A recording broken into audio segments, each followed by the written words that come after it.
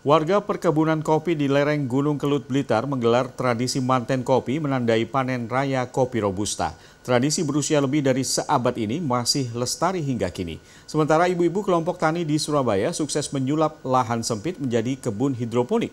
Mereka sanggup meraup cuan hampir 2 juta rupiah tiap minggu dari hasil panen sayur mayur. Inilah prosesi manten kopi yang digelar di perkebunan Karanganyar, Kabupaten Blitar, pertengahan Juni 2025. Sepasang pengantin kopi yaitu Joko Gondel dan Sri Gondel dipertemukan dan diarak dari perkebunan menuju rumah joglo. Usai ijab kabul, layaknya pengantin sungguhan, sepasang kopi ini kemudian diserahkan ke pengelola perkebunan sebagai pertanda panen raya kopi telah tiba di perkebunan kopi yang berdiri sejak sekitar tahun 1884 ini. Adapun kapasitas produksi kopi Robusta di lereng Kelut ini sekitar 200 ton per tahunnya.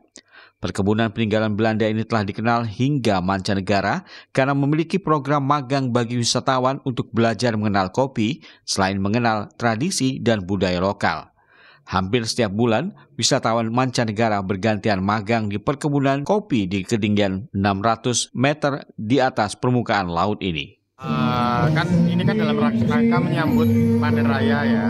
Jadi ya tetap kemasannya adalah ritual adat selama ya kurang lebih 1 jam dari arah-arahan sampai ke pohon kopinya. Kemudian ada ijab kabul yang melibatkan figur ya yang kita namakan Joko Gondel, Sri Gondel. Kemudian kopi yang telah terpilih dibawa ke joglo, diserahkan ke saya. Nah, kemudian ada hiburan syukuran. Para ibu-ibu yang tergabung dalam kelompok wanita tani Dorang Cinta di Surabaya sukses memanfaatkan lahan seluas 72 meter persegi untuk membuat kebun sayur hidroponik.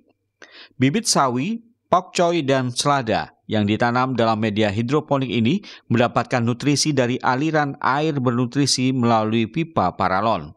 Dan siapa yang menyangka usaha budidaya yang berjalan sejak tahun 2020 ini kini menjadi salah satu tempat alternatif bagi warga Surabaya untuk berbelanja sayuran organik. Memanfaatkan lahan kosong ya. Jadi kita bikin GH ini ukuran 6x12. Ada 5 meja, 5 instalasi ya. Maksudnya satu instalasi kita isi 160 lubang. Kita isi sayuran, ada pakcoy, ada selada. Setiap kali panen yang dilakukan seminggu sekali, kelompok wanita tani Dorang Cinta bisa mendapatkan sekitar 20 kg sayur. Sawi pokcoy dihargai Rp20.000 per kilogram, sedangkan selada dihargai 2 kali lipatnya atau Rp40.000 per kilogram.